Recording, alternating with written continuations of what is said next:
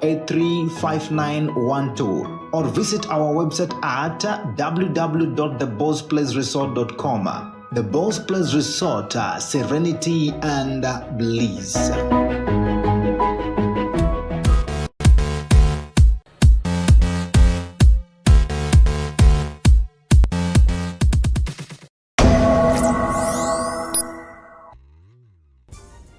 This is Winnie Wenger Walcott. I am a model, a mother, a business person, and an event organizer.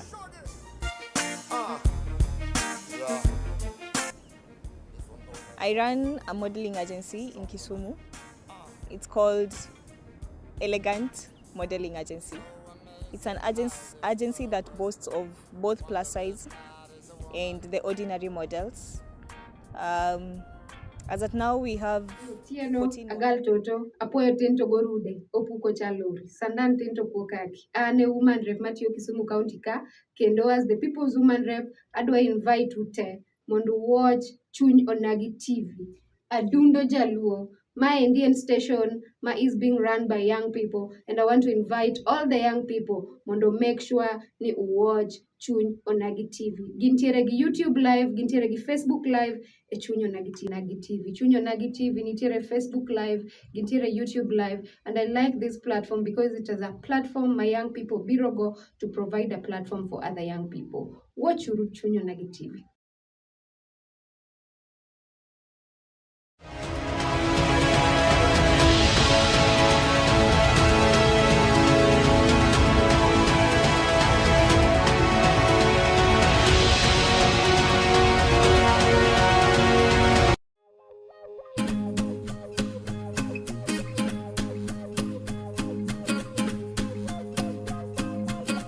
Winnie Wenger Walcott to and CEO mar Supermama Cleaning Solutions. To warutho, to waluoko nyaka Onagi TV. Warwako jokanyanam. Onagi TV. Chuny Onagi TV. Adundo jaluo. Yes, Winnie.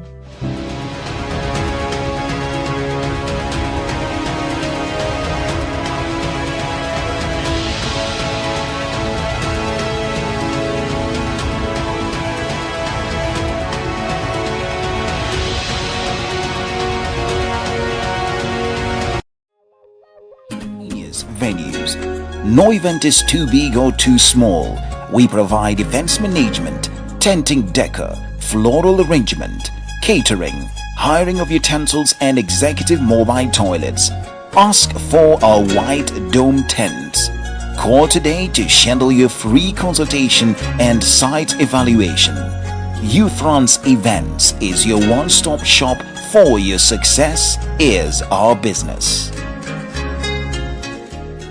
Mani loving any punjo tek, eraima punje. Mani eraing any chikotek, eraima chike. Ngamani loving any punjo betek, eraima punje. Gadira love yero kende. Oyero toto jaber. Hai nyikwara mogi man Fredi Jakadongo Madisco. Ar Chuny Onagi TV, aero neno Chuny Onagi TV adundo joluo. Nikech mae e kama jothumbe te, mae od jongoma, mae kama promote jothumbe, mae kama wayude puonj makare, mae kama wawinje thumbe wa manyasani gi manyachon. Mana ka med ero chenro mar Chuny Onagi TV, kete mane Chuny Onagi TV adundo joluo. Wan kanyakla. Jokanyanam, ma en Chuny Onagi TV. Kama joluo chokore adundo. Ma en Nyakusa Nyamama Nyamaro, the only Dudu queen existing. Watiyo tije kaka mag campaigning for girl child education, campaigning against gender-based violence, togi mamoko. To magi duto, iyudo mane Chuny Onagi TV. Chuny Onagi TV, adundo joluo. Warwako ujo kanyanam duto. Chuny Onagi TV, adundo jaluo. Akwe ujo kanyana monde ujoin wa monde wa support Onagi TV. This is our new thing coming in the estate or in the county. So please join us to support our friends who we have worked with them for long. Jo kanyanam, my and Bernardo Guche or Ben Bo. And man Musa Juma Ovela, to the way and I invite into the States in Allentown, Pennsylvania.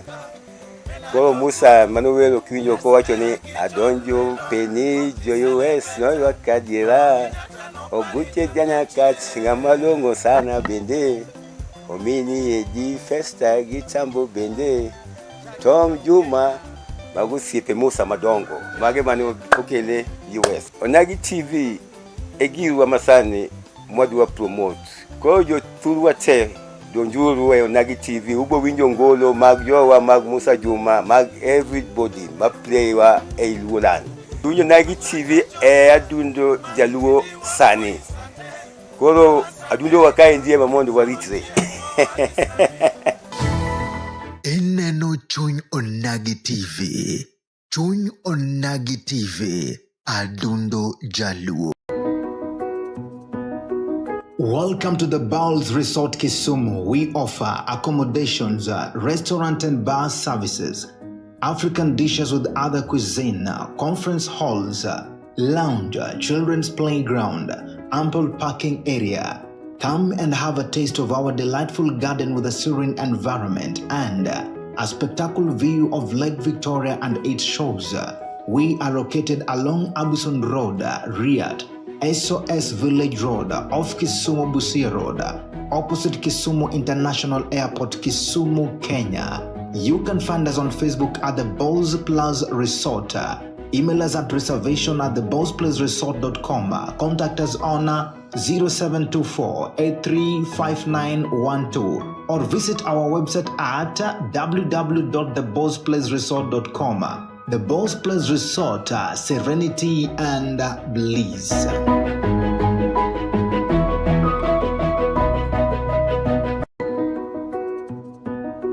Welcome to the Bowls Resort Kisumu. We offer accommodations, restaurant and bar services, African dishes with other cuisine.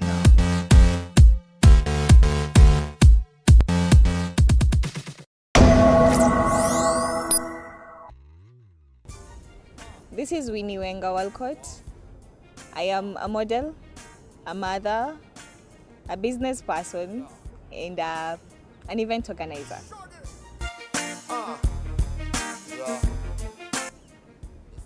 I run a modeling agency in Kisumu. It's called Elegant Modeling Agency.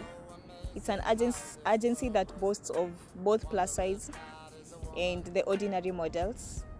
As at now, we have 14 models, both plus size and the ordinary ones.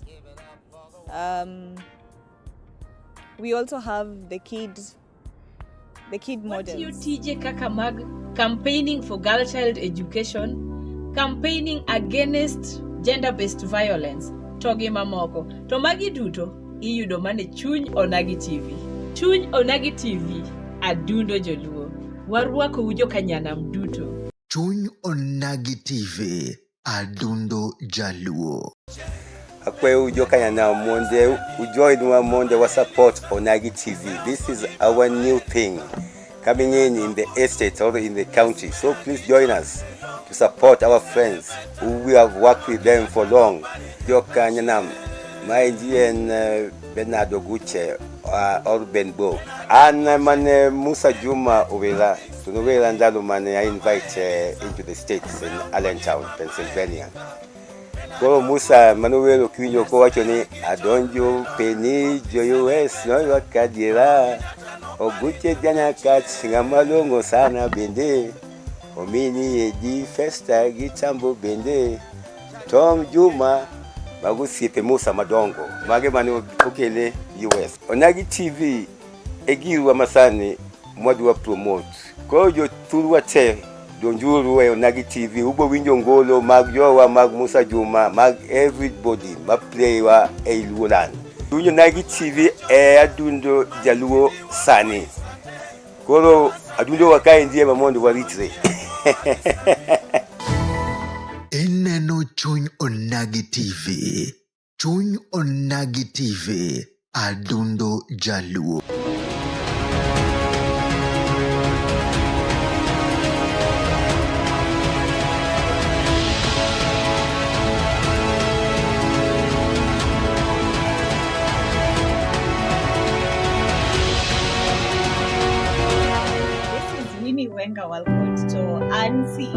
Omar Super Mama Cleaning Solutions. To warutho, to waluoko nyaka Onagi TV.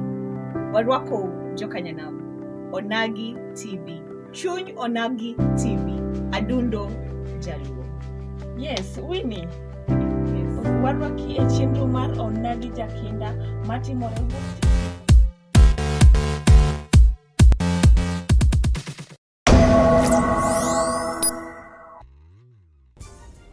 This is Winnie Wenger Walcott. I am a model, a mother, a business person, and an event organizer.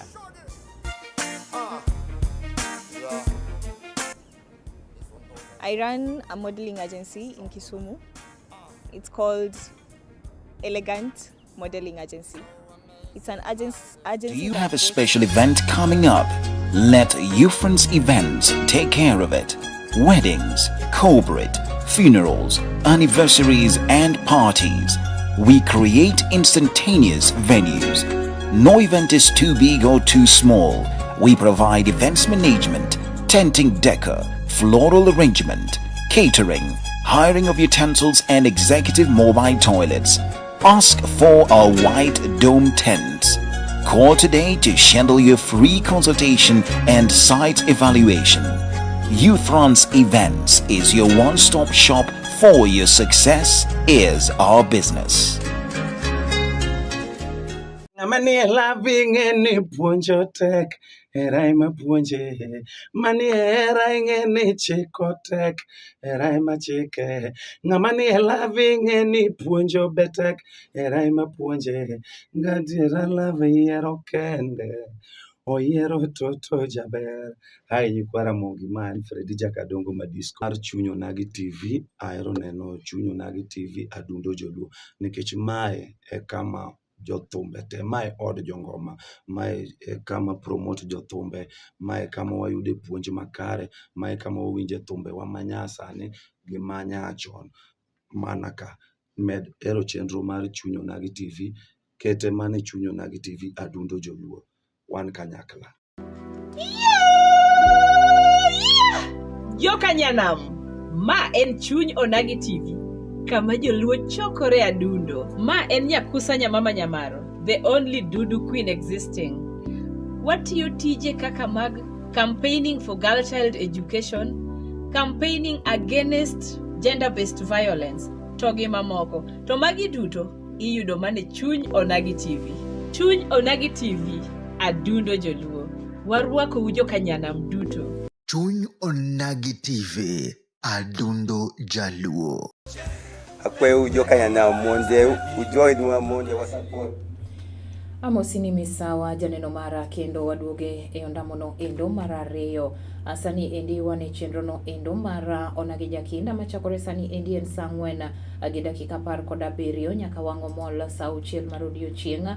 Odiochieng' makawuono an gi wendo kendo mano iluongo ni Winnie Wenger, mano founder of East African Plus Size Fashion Affair, kendo wadhi loso kode odiochieng' makawuono ni endi e wechego eko mag dusruok ama osebedo ka otimo mano e kaunti ni endi ma Kisumu. Ama dhi tayo chenro makawuono en mana an Sheila Chieng' Nyaramogi, to kendo nikech aneno ka sa osedhi ahinya, adwa ni mondo wachaka mapiyo piyo. Karibu sana. Erokamano. Wachaka maybe chak gi nyingi ni iluongi ni ng'awa? An nying mar kipande. To giluonga ni Winnie Akinyi Juma. Okay. Nyasakwa Bondo. Monyuol Nyalenda. Kisumu. To dongo Kisumu kae. Okay. But entertainment to aluongra ni Winnie Wenger Walcott. Okay. Koro maybe kapenji Winnie Wenger en ng'awa? Ng'omo miyo ni chakori Winnie Wenger? Winnie Wenger en nyako ma jatim biashara. En min wuoyi miluongo ni Zen Jareds. To apart from mano en ng'ama konyo ji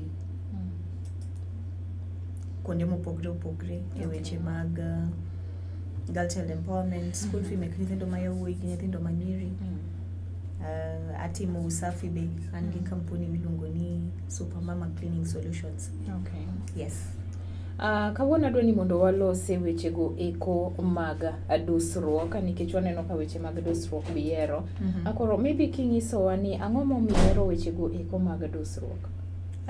Chon kana chako, bang' school nachako kaka model. Nyake kaka model iluongo gi dholuo. En mana dusruok.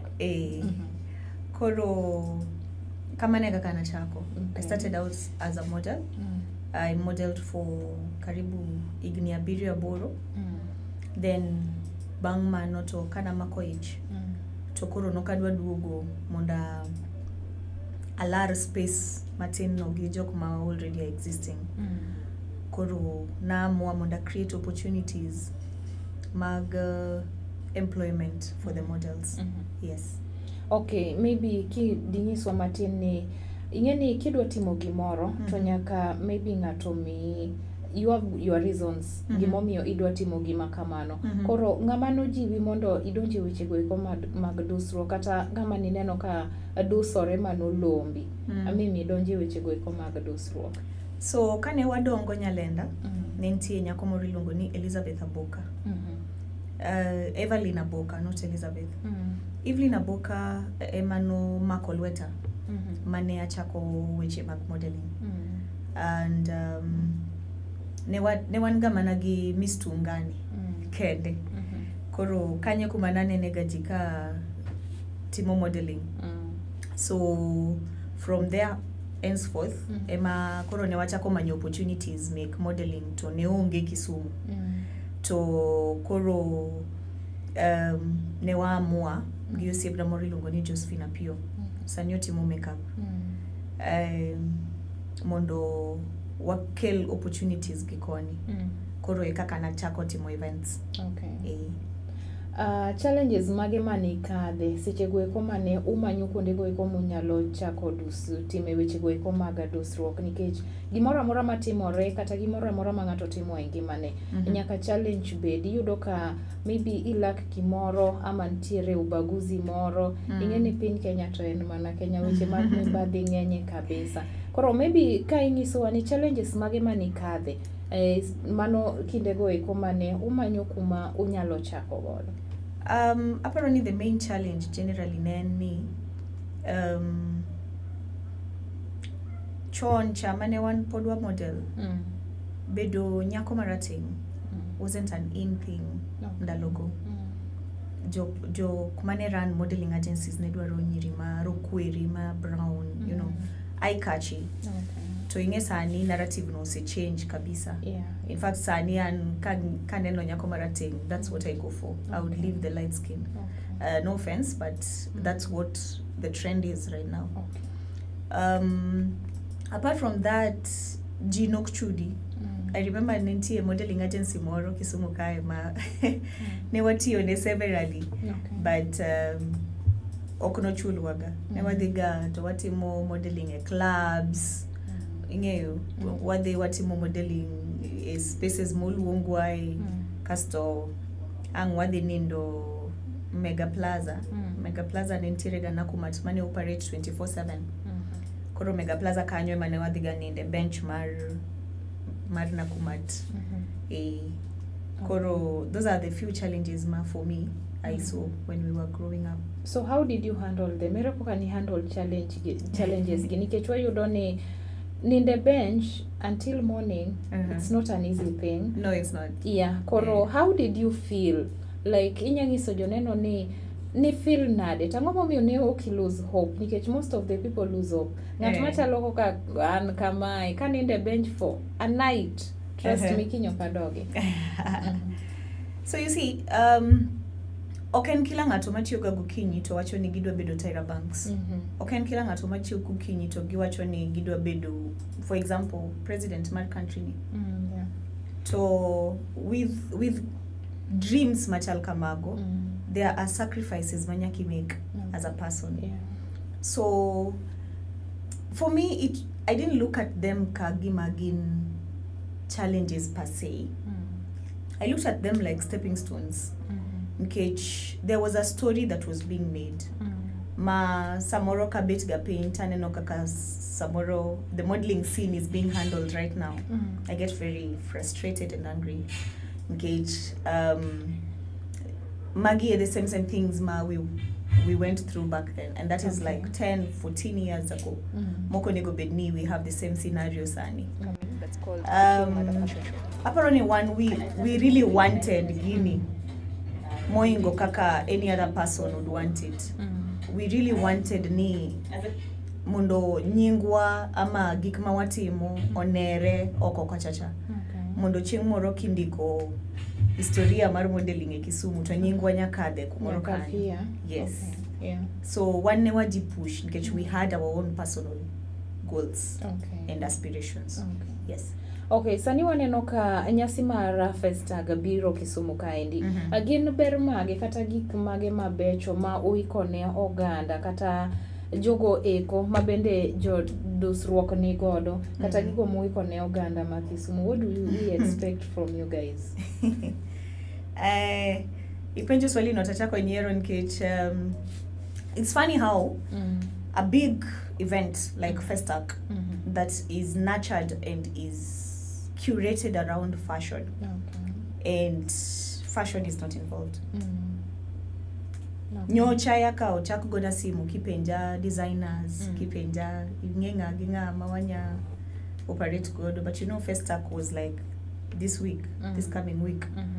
So unfortunately kamane kaka county wantie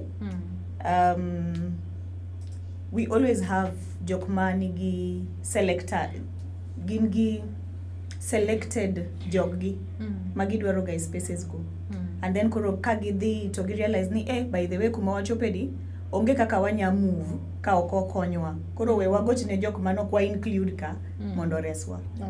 So which is usually very unfortunate. Gauge sani for example kimanya sani to ambe an event in the next 15 days to korabo choose event na as compared to event midwarano. Yes. Janeno mara mano Winnie Wenger ma wan godo odiochieng' ma kawuono ni Winnie Wenger. Okay, Winnie Wenger. Apole. Wakau dakika matina mar yweyo bang'e to wadhi duogo ka.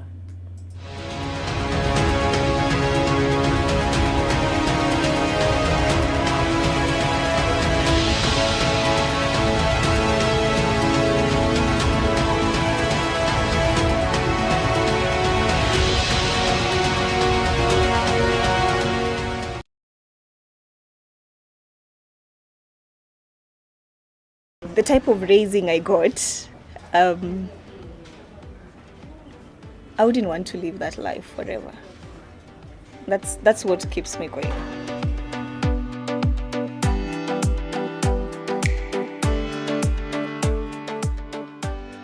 My name is Winnie Juma. Everyone knows me as Winnie Wenger Walcott. I am a model, a mother, a fashion event organizer,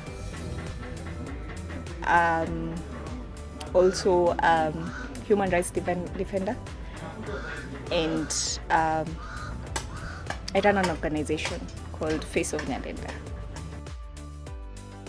I do events, the fashion events, Kisumu's plus size fashion affair, and another one that is coming that's called the King Mother Fashion Show. I started modeling 9 years ago, immediately after finishing Form 4, as a joke in Nyalenda. After that, I've been involved in different fashion shows, including the first Kisumu Fashion Week. I've done shows mostly all over Kenya. I last year officially retired, per se, as a model.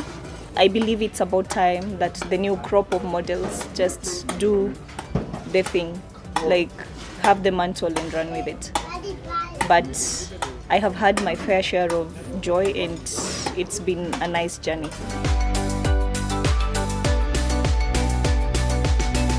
Kisumu's Plus Size Fashion Affair was formed 3 years ago.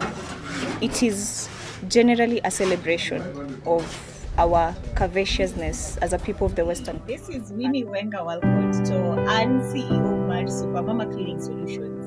To warutho, to waluoko nyaka Onagi TV. Warwako jokanyanam.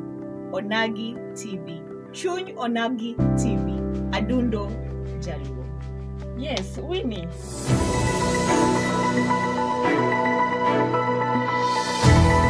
Ineno Chuny Onagi TV. Chuny Onagi TV. Adundo Jaluo. We join one Monday we support Onagi TV. This is our new thing coming in the estate or in the county. So please join us to support our friends who we have worked with them for long.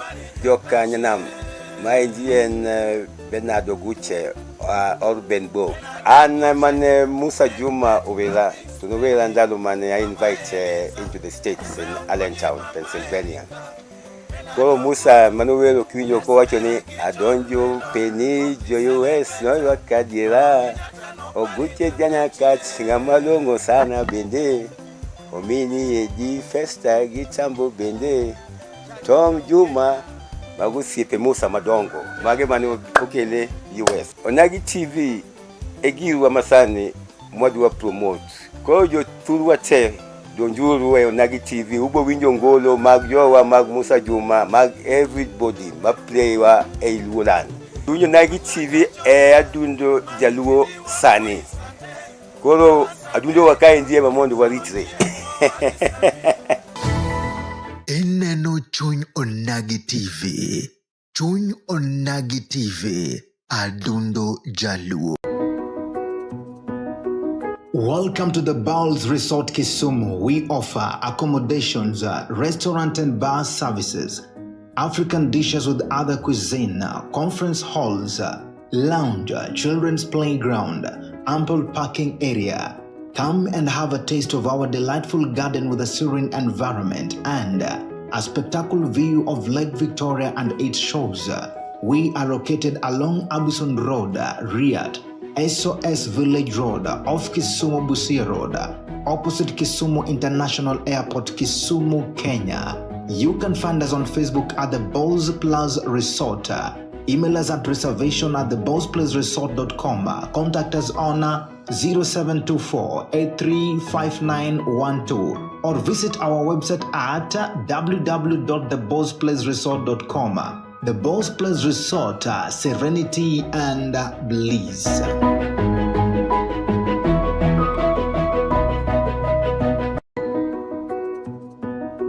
Welcome to the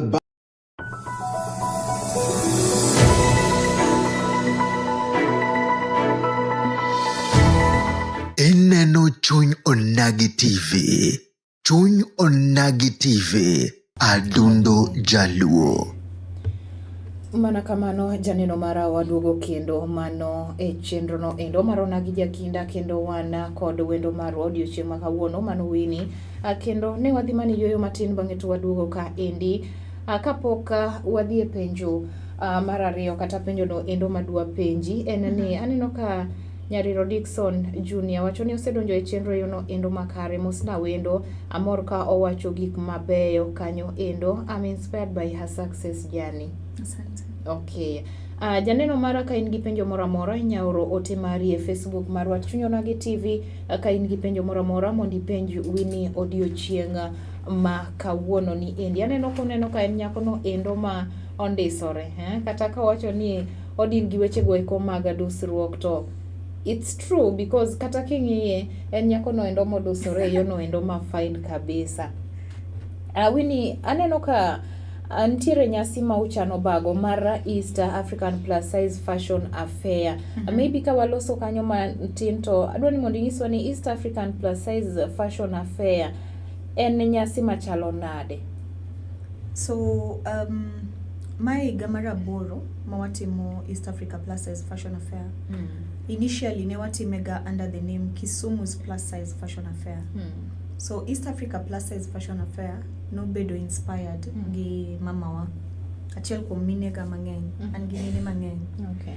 To naneno struggles mag mamawa kaka otemo resize, otemo slim, otemo bedo slim, otemo bedo size moken. Okay. To inge joluo wa gijo part of Western Kenya. Wa ongewa ne mon ama nyiri manigi ogwalo mabeyo beyo to sienda ma dongo you know. To around 2014, 2015, just before Kane Wachako, there was a media shift. Ma everyone net temo slim possible, quote unquote, mondo ji obed a certain figure. Ma waneno kano backfire kata kwa won ngamane temo tayo nyasino. So in the long term, ne wa realize ni ntie mokoma most of actually the plus size women gin mana jeans gi en kako nyuol ngato. Onyuoli yudo ka dau en plus size. Anti ni moro makaneu en plus size. Mama u en plus size. Kasto ine makoro the world expects ni iduogi bed marandere ka Winnie kama neno, which is very impossible. Yeah. So Kane Wachako plus size. So initially, the whole idea was just a mirage somewhere. Okay. So as it came to now execution mare, yakakoro we sort out details maber, ma nicely done and nicely understood. We understood ni challenges ma plus size women go through, their plus size bodies. Ingen tia nyakoma. And from the age of around 14, 15, ose beda nyakoma duong. Ma jo boda for the longest time gilunge galunga ni made. Tilungo ngama nyabedo nyathini ni made. So psychologically manobe affect gi long term. Ntie issues to do with kata kaka wabedo referred. Ochwea edala. Nge for some people ngato nene kagima en a joke. Yeah. But ngama inyiso ni be en joke kuomi. Koso mano does not matter. In bora ni wache. No, some people take it serious. Yeah, a lot of people actually take it serious. Yeah. And it affects them long term. Yeah. Long term ma kapo kuachako gadil gi models. Tonyaka wange ni what are the trigger words? Okay. Trigger words giginango. Kech samoro anabo bet kaluongi ni we nani ama we madhe. To samoro mano madeno ema in trigger word nino. Yeah. Ma it makes you feel like this space ni okmara. Okay. Anyway, mana dier nikech ntiere some terms ma kawatiyo godo to wayudo ka affect ngato, but one talk one no, it's just something normal. It's just a word. Yeah, it's just a word, but it affects so many people. Ka penjo mara riyo en ni East African a plus size fashion affair ni waneno ka joma mine kata joma miyo ema oyiere dusruok nyasi ni endi kendo gine magidhi dusore. Ang'o momiyo joma chuo kwane kacho? Apparently it comes from the inspiration behind it. Okay. Mama wa ema ne inspiration behind it. Oknen baba wa. Baba wa ne randere. Okay. So all my father figures bende poka bet gima manigidel. Koro it really just generally came from inspiration. Okay. Yes. So if niseme ntiere maybe dichuo moro kata wuoyi moro ma is so much interested to join you guys, be unyalo miye that opportunity. Lakini okonya bet ngata chiel. Okay. Konya manyo kata dia beach gibeda beach moro to why not? Okay. Yes. So any man outside madwaro join to that opportunity ni mana kachachande inyalo mana join gie yono endo makare. Enango majalno mobiro e nyasi no nyalo wuok godo kata penjo mane kata wach ni puonj mane mo nyalo yudo kobiro e nyasi no endo. Gimokwongo monego beni wang'eyo en ni event ni oken mar ni wabet wawinjo ng'ato wuoyo, en mar fun. Wabiro celebrate. To celebration ingeni oktimga kaji okono bet nini. For the first time East Africa plus size wadi bet gi msani Odongo Swag. Okay. Waluongo jalno nkech kaka se wacheno wa celebrate bodies make plus size women. To so far ene mose bet ko define kaka plus size women gin, kaka ohero gi, So for us, manegi mane wang'eyo kaponi ng'ato biro. Koro iyudo chance mar mielo dongo swag kanyo. Nitie jok mobiro uso mopogre, nitie jok mobiro uso chiemo, nitie jok mobiro uso lewni, nitie jok mobiro uso several things. Inya biro puonjri loso peanut, inya biro puonjri loso juice, So event kibire, so it is up to you mondi decide ni ang'o madwa wuok godo kae. Ok ni kibire event to ni ang'o mibi wuok godo. B, worth around network. My an opportunity mar meet over 1,000 people. 1,000 people, ikiani boss ni ma next nya wuok kanyo. Ikiani probably your business partner ma next nya wuok kanyo. Ikiani a collaboration between you and somebody else nya wuok kanyo. Koro event kibiro tibiro ka in open minded. Kibedo open minded tinya wuok gi gik moko mang'eny mopogre gi gima nyanyisi ni nitie ng'ama biro uso wuoche bi nyiew wuoche. Ama B, for example, jo Techno, wawuoyo gi jo Techno, gi jo Itel, mondo be event. Gibo biro miyo ji gifts mopogre. Kar mondo anyisi ni B mondo yud gir jo Itel no. Kise chope event, to inya yudo gino. But nyaki chop komondi. Yes. And then you socialize. You network. This is an opportunity for you to come and create networks. Kikibia ni koro in irwakri majaber. Of course irwakri majaber. You will be addressed according to how you are dressed. Koro kibiro ti dusri maber, beta to ingeibo wuoka waka kiwacho ni an event chabe no komora inya. Do you have a special event coming up? Let You Friends Events take care of it. Weddings, corporate, funerals, anniversaries and parties. We create instantaneous venues. No event is too big or too small. We provide events management, tenting decor, floral arrangement, catering, hiring of utensils and executive mobile toilets. Ask for our white dome tents. Call today to schedule your free consultation and site evaluation. Youth Runs Events is your one-stop shop for your success is our business. Mani loving any punjo tek, eraima punje. Mani eraing chikotek, eraima chike. Ngamani loving any punjo betek, eraima punje. Gadira love yero kende. Oyero toto jaber. Hai yukwara mongi man Freddy Jakadongo Madisco. Ar chunyo nagi TV, aero neno chunyo nagi TV adundo joluo. Nikech mae kama jothumbe te, mae od jongoma, mae kama promote jothumbe, mae kama wayude puonj makare, mae kama wawinje thumbe wa manyasani gi manyachon. Manaka med ero chenro mar chunyo nagi TV, kete mane chunyo nagi TV adundo joluo. Wan kanyakla. Joka nyanam, ma en chuny onagi TV.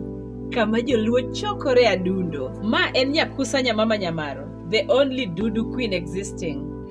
Watiyo tije kaka mag campaigning for girl child education, campaigning against gender-based violence, togi mamoko. To magi duto, iyudo mane chuny onagi TV. Chuny onagi TV, adundo joluo. Warwako ujo kanyanam duto. Chuny onagi TV, adundo jaluo. Akwe ujo kanyana monde, ujoin wa monde wa support Onagi TV. This is our new thing coming in the estate or in the county. So please join us to support our friends who we have worked with them for long. Joka nyanam, my GN Bernardo Guche or Benbo. And man Musa Juma Ovela, to Novela Ndalo man I invite into the States in Allentown, Pennsylvania. Ko Musa Manuel Okinyo ko wachoni adonjo peni jo US no wakadira oguche jana kat ngamalongo sana bende omini edi festa gitambo bende Tom Juma bagusiepe Musa Madongo mage mani okele US Onagi TV egiwa masani mwadu wa promote ko jo tulwa te donjuru we Onagi TV ubo winjo ngolo mag Jowa mag Musa Juma mag everybody ma play wa Eilulan Onagi TV adundo jaluo sani. Koro adundo wakai ndiye mamondo waritre. Ineno chuny Onagi TV. Chuny Onagi TV. Adundo jaluo. Welcome to the Bowls Resort Kisumu. We offer accommodations, restaurant and bar services, African dishes with other cuisine, conference halls, lounge, children's playground, ample parking area. Come and have a taste of our delightful garden with a serene environment and a spectacular view of Lake Victoria and its shores. We are located along Abuson Road, Riyadh, SOS Village Road, off Kisumu Busia Road, opposite Kisumu International Airport, Kisumu, Kenya. You can find us on Facebook at the Bowls Plus Resort. Email us at reservation@thebowlsplusresort.com. Contact us on 0724-835912 or visit our website at www.thebowlsplusresort.com. The Bowls Plus Resort, serenity and bliss.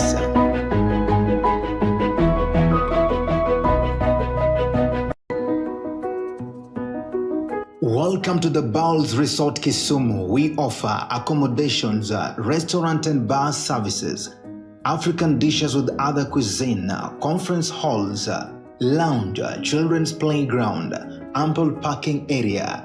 Come and have a taste of our delightful garden with a serene environment and a spectacular view of Lake Victoria and its shores. We are located along Abuson Road, Riyadh, SOS Village Road, off Kisumu Busia Road, opposite Kisumu International Airport, Kisumu, Kenya. You can find us on Facebook at the Bowls Plus Resort. Email us at reservation@thebowlsplusresort.com. Contact us on 0724-835912 or visit our website at www.thebowlsplusresort.com. The Bowls Plus Resort, serenity and bliss.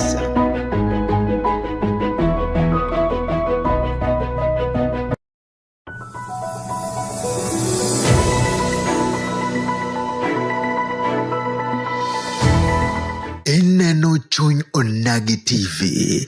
Chuny Onagi TV. Adundo jaluo. Nyinga en Valentine Anyango Tieno, Agal Toto, Apoyo Tinto Gorude, Opuko Chaluri, Sandan Tinto Pokaki. Ane woman rep Matthew Kisumu County ka, kendo as the people's woman rep, adwa invite ute, mondo watch Chuny Onagi TV. Adundo Jaluo, my Indian station, is being run by young people, and I want to invite all the young people, mondo make sure ni watch Chuny Onagi TV. Gintiere gi YouTube live, gintiere gi Facebook live, e Chuny Onagi TV. Chuny Onagi TV. Mana kamano janeno mara watimo mosa kuom ng'ikruok kamano obedono endo magi gik molos kod lwet dhano. Ng'ikruok nyalo bedo saa asaya. Koro ka waduogo kendo to wan kod Winnie kendo adwa ni mondo apenje ni ka opogore kod dusruok en ang'o ginigo eko ma wageno neno e nyasino endo ma ubago mano tarik 1. Tarik 1 dwe mar auchiel. Mano next month. Koro gik mage ma wageno neno e nyasino endo. Wageno neno ji mopogore opogore. One red carpet, red carpet manigi media stations. Maparoni one of the media stations will be you guys. One gi photographers, of course, gi videographers mabubedo kanyo. One gi jomo biro uso mopogore opogore, jok mokao vending spaces, monyeo vending spaces mobiro uso, mobiro mana lando tije magitimo mopogore opogore. One gi partners gi sponsors wa mopogore opogore be ma ubobiro neno. Apart from that, one gi performances from different genres of music and dance and poetry. Machingno wabobet godo. Apart from just the fashion aspect of it. Okay, maybe donjo nyasi chani, maybe ntiere janeno moro ma is so much interested mondo obie nyasi market kod macha. Koro waneno kaka nyasi mang'eny kibago to ntiere pesa migolo, mano entry fee. Yes. Koro maybe kinyangiso matin be ntiere pesa ma ka ng'ato dwa donjo kacha to onego bed ni chulo? Wan godo. Donjo ordinary tickets ma wan waluongo ni VIP nikech wajoluo waamini ga ni onge ng'ama ok en very important person e events wa. VIP wa N 1000 and then VVIP and 2500. So VIP, what you get is mano ticket isedonjo isebit, and then VVIP kidonjo tuntie a certain gift pack ma ibiro yudo for that 2500 shillings. Yes. To maybe ntiere jalno endo ma onge omenda no, onge pesa no, to dwani mondo donje nyasi maket kod macha. Ende ere koko nyakonyo ng'at maket kod man nikech seche moko en gi so much interest to koka wang'e sani piny tek kendo oridore sana ne oganda jo Kenya, but en gi interest ma donjo kacha mondo at least to learn 1 to 3 things. Koro ng'at ma kamano to nyakonye nade. Wasebet gi challenges on our walls, both on Facebook, on Instagram, on Twitter, mag yudo tickets manono. Tickets manono inya yudo through sharing the posters, through sharing the videos from our wall to your wall, through just sharing on your status and you tag us, you know. Kila nga iwacho gani bahati ng'ato nyaga luaro sa kumora mora. Koro inya temria tema. But ne wan gi challenge makata nyoro ne wamiyo ji tickets apar. So kawuono to wamiyo ng'ata achiel ticket achiel mar booth. Jabiashara achiel ntie siepa moro monyiewo booth space for one SME. So what we are asking them mondo gi share biashara pages gi, and then the one with the most likes ama the most comments ama the most engagement emabo yudo space no. Space no ne charge 15,000, between 12,000 and 15,000 depending on what you are selling. But for this particular one koro idi me free of charge. So it is up to Jawinjo kataja neno mondo onyagre. The wall wa listen to the instructions mondo itim gimonego bedni itimo. Yes. Penjo mar ariyo en ni gin jomage ma bende koro siri mar neno ani koro nyasino endo odhi nyime yono endo makare.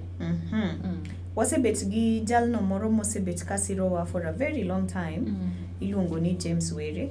James Were en MCA ma Nyalenda B. Osebet kosirowa chakre ne wachako sometime back in 2016 kane wachako gi event mar collecting books. Mano achiel kuom jok masirowa.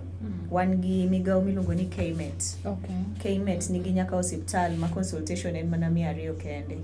Koro kuom jawinjo kata janeno kaponi dendi ok winj maber matin, inyaringo KMET kata cha, you don't need a lot of money.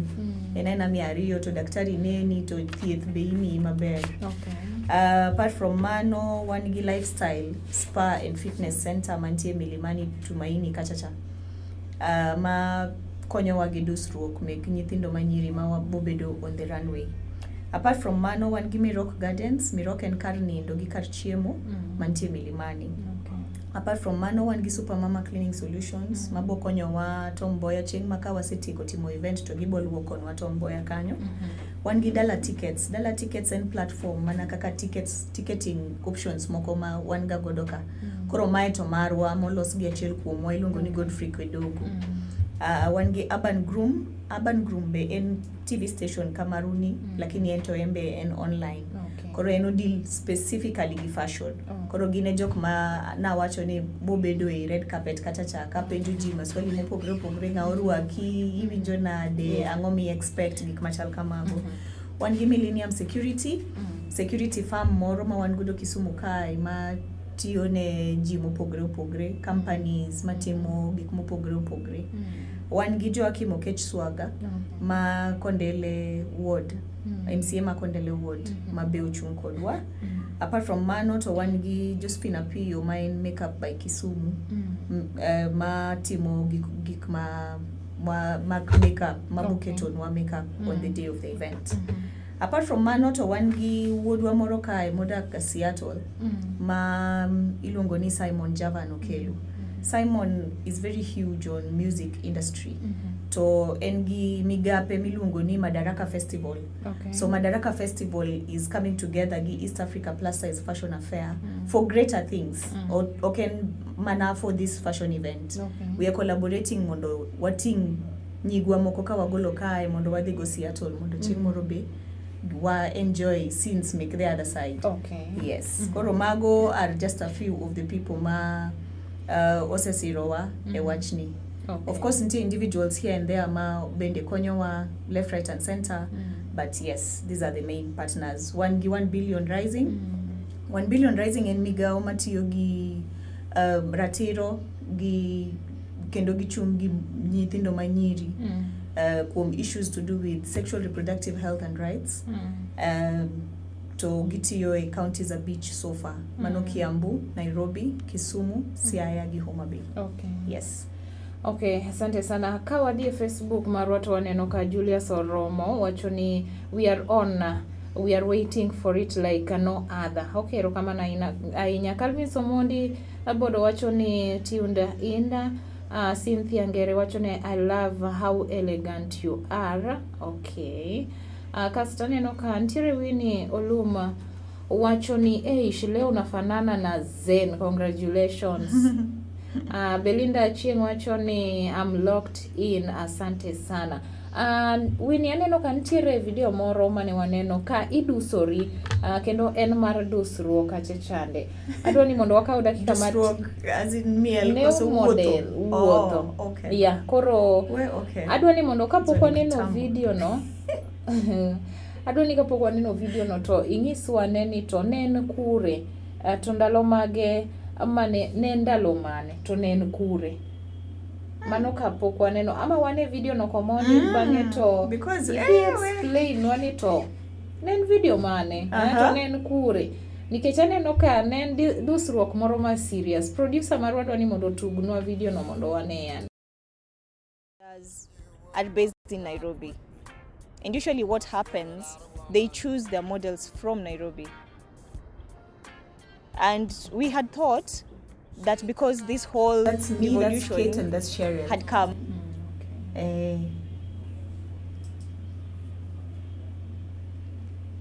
Mano ndalo mane angi modeling agency. Napuonjo ji to model. Ka I realize ni an kenda maroko slippers. Aroko sandals. The rest of them are on heels. Yeah. So Tech was my first model. Okay. Kanachako plus size fashion affair. Tech was the first model I got. I got her off the runway, mar Miss Tourism.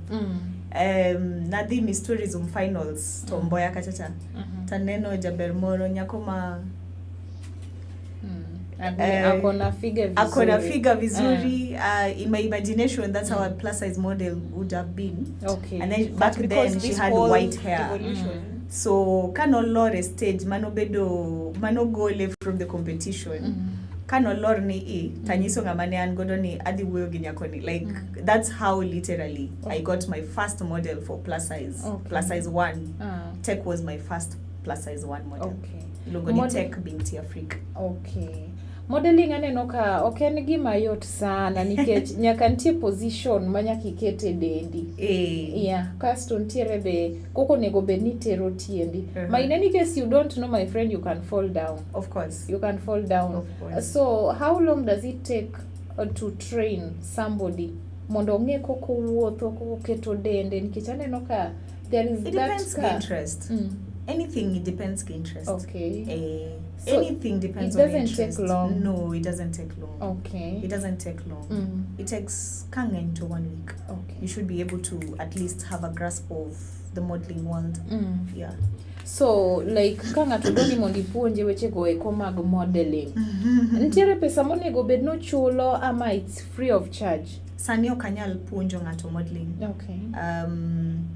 I will be lying ka wachoni I will create time mar bedo able to puonjo ngato modeling sani. Kaka ayakwano, aran Supermama, aran East Africa plus size, and then angi kampuni mar events milungo ni Zen J's events, named after my son. Koro ka wondi ni sani anyalo so time monda puonjji tabobet kariambo. Lakini generally ntie modeling agencies mopogre Kisumu kae manya puonjoji. And of course kidwa puonjri modeling to nyaka ibichul nikech ma time ngato ma resources mag ngato kasto mai be en knowledge mar ng'ato or share kodi. So depending on the industry rates sani, I think should be between 2,000 and 3,000 per session. Yes. So that is your money. Mano pesa miketa kitu mfukoni mari. Yes. Okay. Kawa wuok oko mar nini topic mar nyasi mar East African Plus Size Fashion Affair. Ato adwa ni mondo apenji ni isebedo jatelo kuonde mopogore opogore. Mano isebedo kaka super mama, cleaning solution and akoro wuodhni, like how do you take it, like nochakore nango? How did you become jatelo?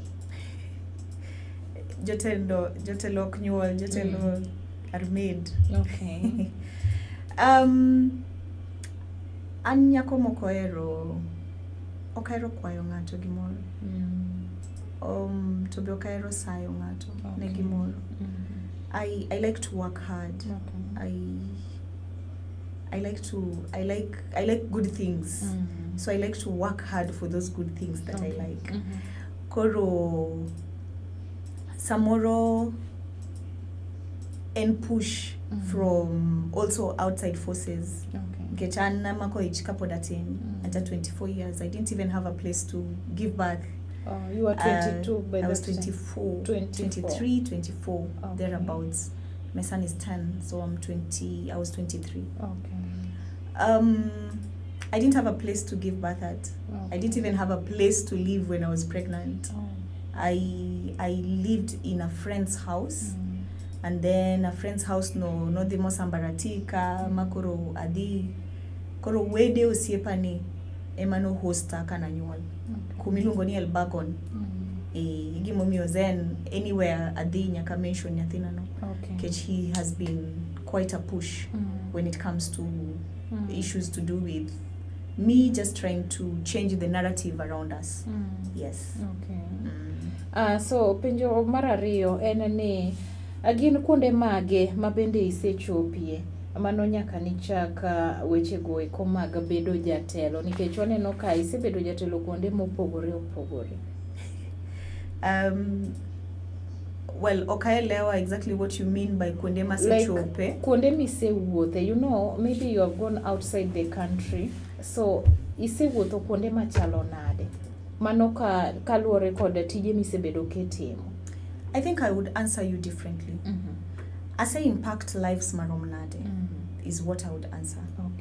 For example, when it comes to plus size, the East Africa Plus Size Fashion Affair this particular year is going to have more than 50 employees who are going to be paid, from DJs to photographers, to videographers, to security, to ushers, to jokma bo pogo neji chiemo, to jokma obiro kao spaces maguso, to DJ kakanase wacho, to MCs, you know. And that peke on that particular day, I am sure 50 households will have something to eat. So it's not a place masede. It's the impact here for me. Impact no osebet maromnade over the years. So kadizia kende, we are going to have over 50 employees. Kawachako penjireni from 2016 all through to Sani, wasebet gi impact maromnade on different lives. Also, plus size is not just a fashion event. Plus size and more of, it's a conversation around issues to do with women bodies and how they are taken and how they are seen by the society that we live in. Yes.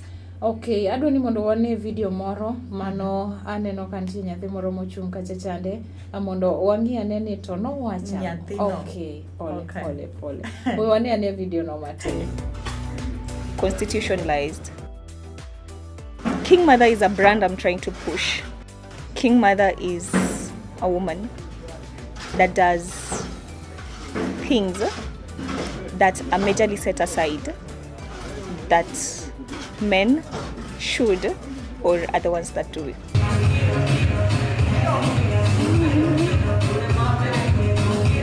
These are things that I love, from Face of Nyalenda to kids. I mean, I'm a mother, so to kids, to being into business and also to being into marketing and then to events. Okay, mana kamano waneno mano ka hapa ni mano ine mani miel.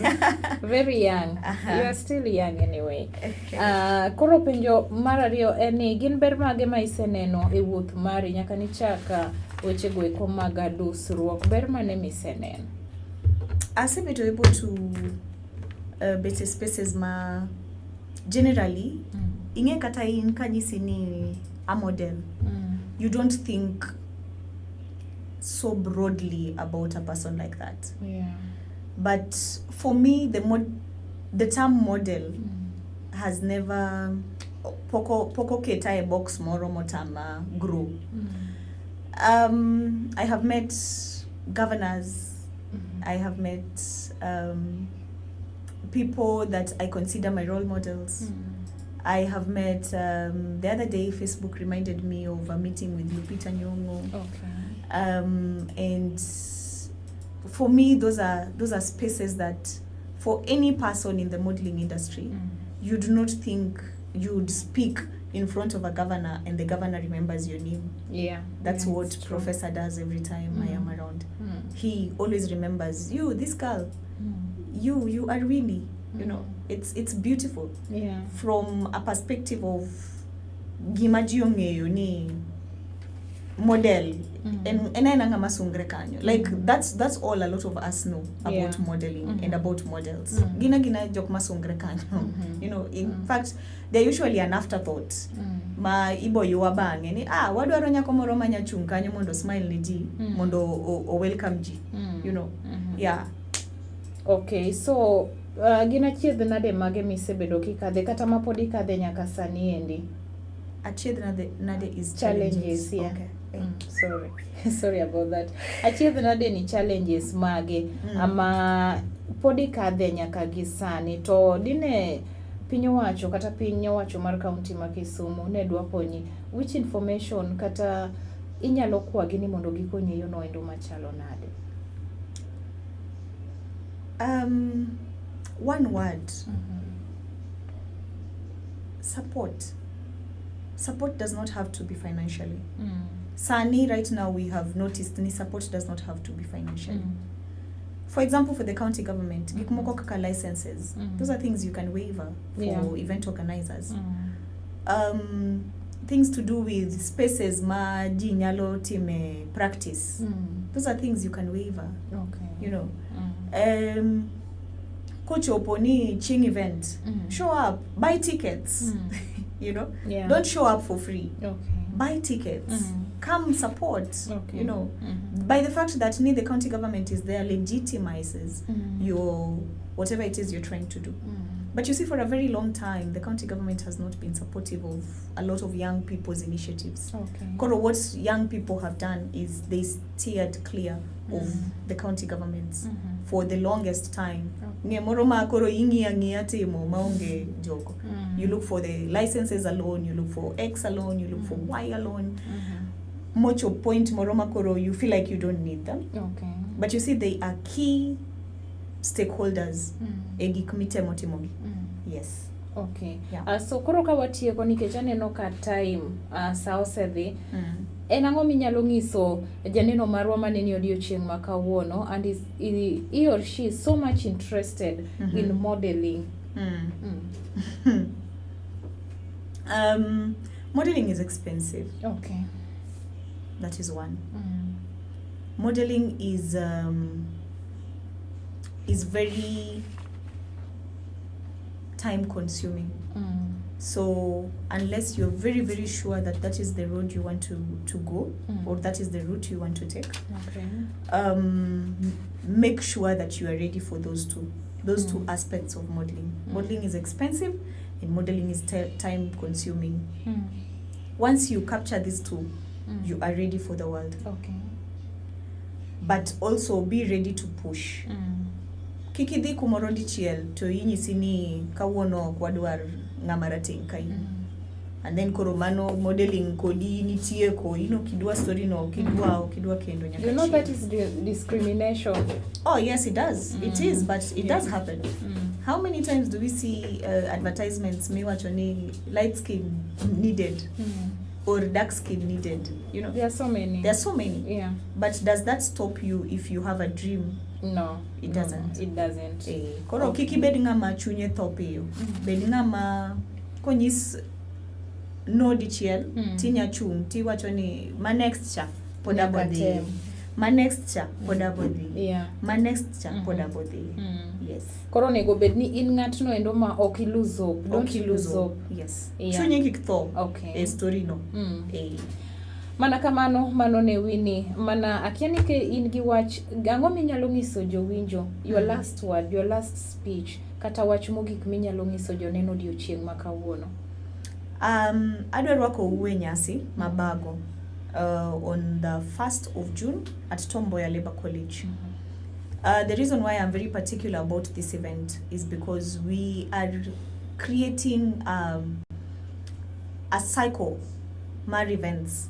MA is going to run throughout East Africa. MA is going to be of impact throughout East Africa. So the earlier you come on board, the better for all of us. Okay. That way it will create a lot of networks for us as young people in business, as people that would like to be in business. So chieng tarik chiel dwe mar auchiel Tom Mboya kachacha chakre gimoro sa 11 godhiambo nyaka sa 10 gokinyi wabobet gi nyasi wa mar East Africa Plus Size Fashion Affair. Okay. Agombo ni anenwe kuno. Kinya biro to nyamora zaidi. Okay. To kaponi okinya chopo to konywa konya share poster. Okay. Kidhie pages make East Africa Plus Size Fashion Affair ntie posters mawako keto kanyo. Kidhie wall na Winnie Wenger Walcott. Ibo yudo posters mawa post kanyo. Ikonyowa mana share. Kikonyowa share maybe ng'ama ntie wall nine gombo bekar bet chieng'no. To ne poko yudo. To samoro eno nyalo afford 1,000. Yes. Okay. Erokamano Winnie. Mana ka watieko to waneno ka wasebedo invited. Koro mana ka ng'isi awach specific ni wang' jowi mar Chuny Onagi TV orwaki nyasino endo mara East African Plus Size Live ka wabiro kete live mano wang' jowi marwa mar Chuny Onagi TV mano madhi bedo tarik 1 adwe no endo mara auchiel higa mar 2024 madhi bedo higani endi kendo dhi timore Tom Mboya Labour College. Akoro ng'at moro amora madwani mondo ochop kanyo wang' saa 11 godhiambo nyaka che. Entertainment be dhi bedo Odongo swag ni kanyo. Odongo swag ing'ene dugo ene mohero dogo. Kamano. Koro ka in jalno endo mohero miel chop mana kacha mano Labour College madhi yudore Tom Mboya mondo wamiel puonjre gik moko mathoth mano nyasi madhi bedo kacha chande. Janeno mara aneno kamano ema chopo wa twak marwa odiochieng' ma kawuono ni endi. Pod waduogo gi mathoth kik idhi mabor.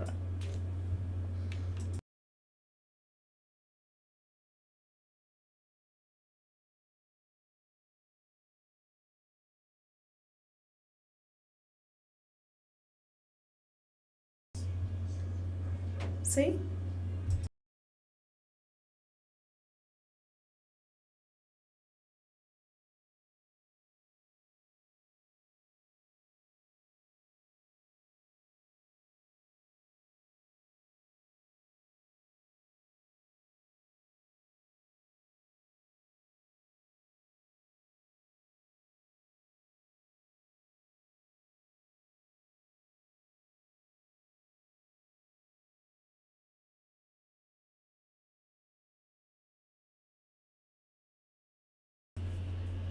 That was auditions for 2019-2020, the cohort, just before we took a break for when Corona happened. Be it on matters fashion, be it on matters cosmetics, be it just accepting who they are for who they are. And our final edition will be on 6th of June 2020, and that would happen in Acacia later on this year. So karibuni, and what I can assure you guys is that we have designers ready, we have models ready, and we have the MCs that are top notch. Karibuni sana. This time we will not let you down.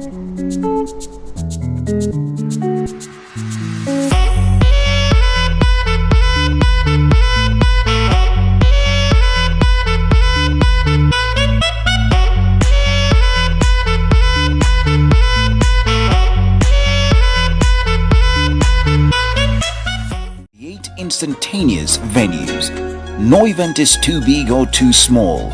We provide events management, tenting decor, floral arrangement, catering, hiring of utensils and executive mobile toilets. Ask for our white dome tents. Call today to schedule your free consultation and site evaluation. Youthron's Events is your one-stop shop for your success is our business. Mani loving any punjo tek, erai ma punje. Mani erai any chikotek, erai ma chike. Ngamani loving any punjo betek, erai ma punje. Gadira love yero kende. Oyero toto jaber. Hai kwara mogi man Fredi Jakadongo Madisco. Ar chunyo nagi TV, aero neno chunyo nagi TV adundo joluo. Nikech mae e kama jothumbe te, mae od jongoma, mae kama promote jothumbe, mae kama wayude puonj makare, mae kama wawinje thumbe wa manyasani gi manyachon. Mana ka med ero chenro mar chunyo nagi TV, kete mane chunyo nagi TV adundo joluo. Wan kanyakla. Joka nyanam, ma en chuny onagi TV. Kama joluo chokore adundo. Ma en nyakusa nyamama nyamaro, the only dudu queen existing. Watiyo tije kaka mag campaigning for girl child education, campaigning against gender-based violence, togi mamoko. To magi duto, iyudo mane chuny onagi TV. Chuny onagi TV, adundo joluo. Warwako ujo kanyanam duto. Chuny onagi TV, adundo jaluo.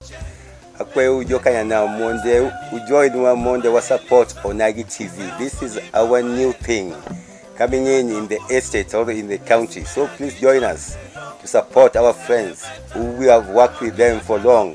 Joka nyanam, Maijien Bernardo Guche or Benbo. And Mane Musa Juma.